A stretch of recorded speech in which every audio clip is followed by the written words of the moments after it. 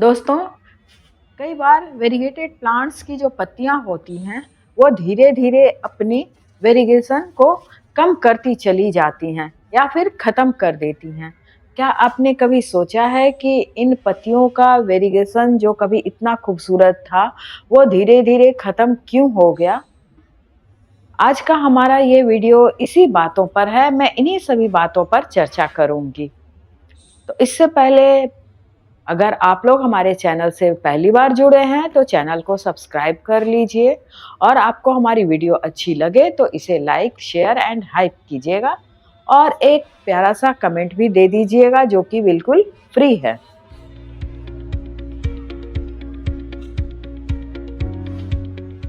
तो चलिए बात करते हैं कि वेरीगेटेड लिप्स कैसे अपना वेरिगेशन धीरे धीरे कम कर देती हैं, क्यों कम कर देती हैं, और अगर कम होने लग जाती है, ख़त्म हो जाती है तो उसके लिए हमें क्या करना चाहिए।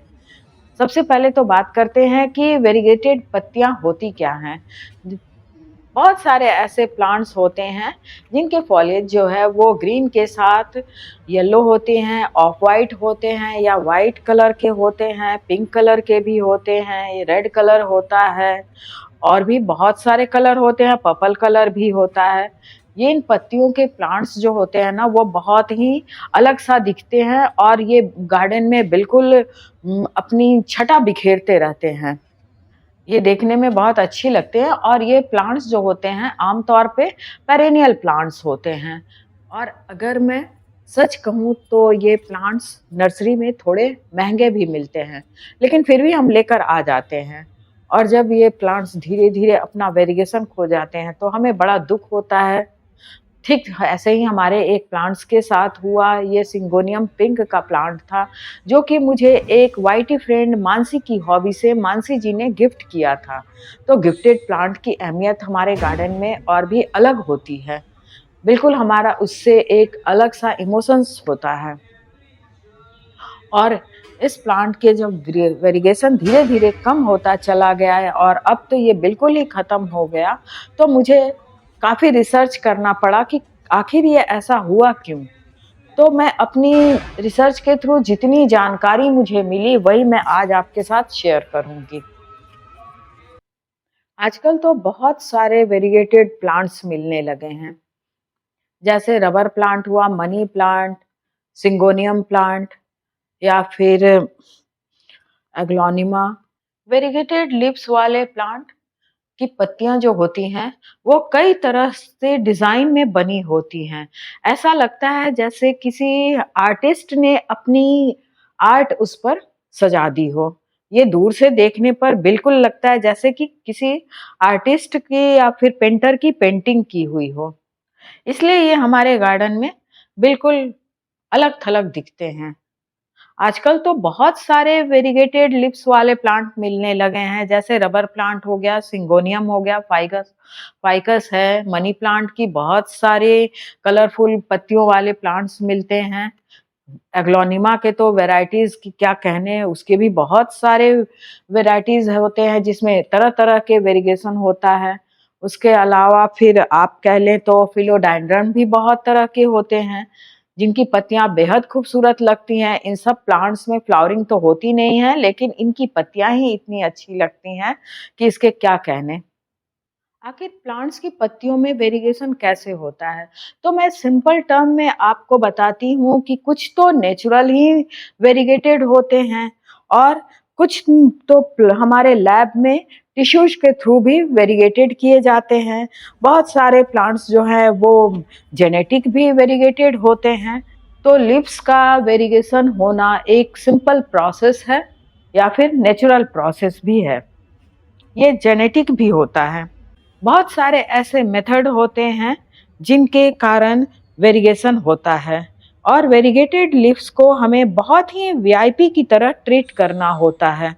जिन प्लांट की पत्तियों को क्लोरोफिल कम मिलता है वो भी वेरिगेटेड होना शुरू हो जाता है, या फिर प्लांट में जो सेल म्यूटेशन होता है उसकी वजह से भी पत्तियों में वेरिगेशन आ जाता है। तो ये तो हो गई बात कि लिप्स में वेरिगेशन कैसे आता है, क्यों आता है।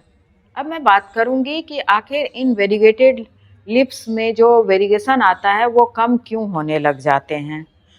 तो इसके देखिए बहुत सारे कारण होते हैं। एक तो मैंने कहा ना कि जिन पत्तियों में क्लोरोफिल कम होता है वो ग्रीन-ग्रीन होती चली जाती हैं और उनका वेरिएशन नहीं हो पाता है, या अगर वेरिएशन है तो फिर वो कम होता चला जाता है। इसलिए वेरीगेटेड लिप्स वाली पत्तियों के प्लांट्स को धूप छनकर ही मिले तो ज़्यादा बेहतर है। इसका दूसरा कारण ये भी है सेल्फ पॉलिनेशन। कई बार कुछ प्लांट्स जो हैं वो सेल्फ पॉलिनेशन करते हैं और लगातार वो कई पीढ़ियों तक सेल्फ पॉलिनेशन करते-करते उनमें नए जीन नहीं जुड़ पाते हैं, जिसकी वजह से वेरिएशन जो है वो कम होता चला जाता है।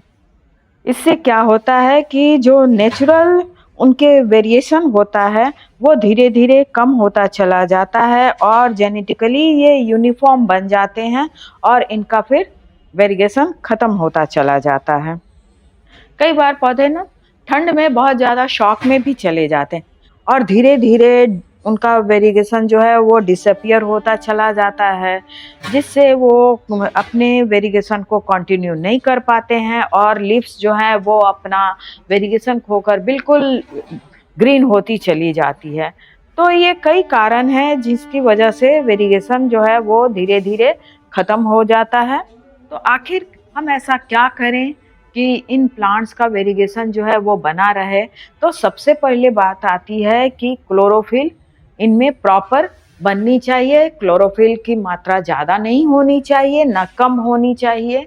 अगर ज़्यादा होगा तो फिर वो पत्तियाँ जो हैं वो ग्रीन होती चली जाएँगी और जब क्लोरोफिल प्रॉपर बनेगा तो उसमें वेरिएशन अपने आप आएगा। इसके लिए हमें क्या करना होगा कि सनलाइट जो है वो ज़्यादा नहीं होनी चाहिए।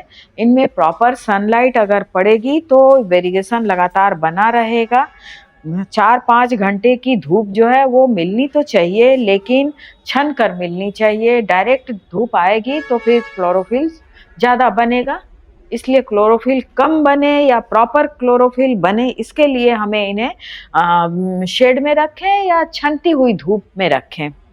दूसरा काम हमें ये करना है कि वेरीगेटेड प्लांट्स में बहुत ज़्यादा हाई नाइट्रोजन नहीं देना चाहिए, क्योंकि नाइट्रोजन से जो है वो पत्तियाँ जो हैं वो हरी होती हैं, शाइनी होती हैं, तो फिर ग्रीन लीव्स हो जाएंगी और वेरिएशन कम हो जाएगा। इसलिए हाई नाइट्रोजन बिल्कुल नहीं देना चाहिए।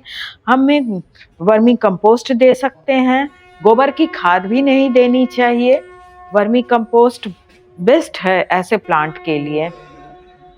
वेरीगेटेड प्लांट्स को एनपीके बिल्कुल ही नहीं देना चाहिए, क्योंकि एनपीके से भी पत्तियां हरी हो जाएंगी। मैंने देखा है कि मनी प्लांट में कुछ स्टेम्स जो हैं वो उसके वो ग्रीन होते चले जाते हैं। ऐसे में हमें क्या करना होगा कि नोड एरिया से ग्रीन लीफ वाले पार्ट को बिल्कुल हटा देना चाहिए। उनसे कट करके हटा दीजिए और अलग उसे लगा देते हैं तो उसमें फिर से वेरिगेशन स्टार्ट हो जाता है। इसलिए जो भी प्लांट का पार्ट अगर अलग सा लीफ दे रहा है तो उसे आप उसी समय काट कर हटा दीजिए। आमतौर पर मैंने देखा है कि अरेलिया प्लांट में इस तरह से होता है। जब अरेलिया प्लांट वेरीगेटेड लीव्स वाला होता है तो उसमें ग्रीन लीव्स भी निकलने लग जाते हैं, तो मैं तो तुरंत उस ग्रीन लीव्स को हटा देती हूँ, वरना क्या होगा कि यही ग्रीन लीव्स जो है धीरे धीरे अपना वेरिगेशन खोता चला जाएगा और पूरा प्लांट फिर ग्रीन हो जाएगा। तो आपने ये करना है कि काट कर उसे तुरंत हटा देना है। पौधों में वेरिगेशन बनाए रखने के लिए ये भी एक ज़रूरी होता है कि हमें अलग-अलग जीन्स के पौधों को एक साथ-साथ लगाना चाहिए, ताकि उसमें नेचुरल पॉलिनेशन हो। जब नेचुरल पॉलिनेशन होगा तो पौधों का वेरिगेशन जो है वो बना रहेगा। तो ये तो हो गई कि हमें वेरिगेशन बनाए रखने के लिए क्या करना चाहिए। अब बात आती है वाटरिंग की। तो ऐसे प्लांट्स में वाटरिंग जो है वो अंडर वाटरिंग भी नहीं होनी चाहिए, ओवर वाटरिंग भी नहीं होनी चाहिए। सीधी-सी बात है कि जब इनमें इनका सॉइल जो है वो ऊपर से 2 इंच तक अगर सूखा मिलता है तभी आप इनमें वाटरिंग कीजिए।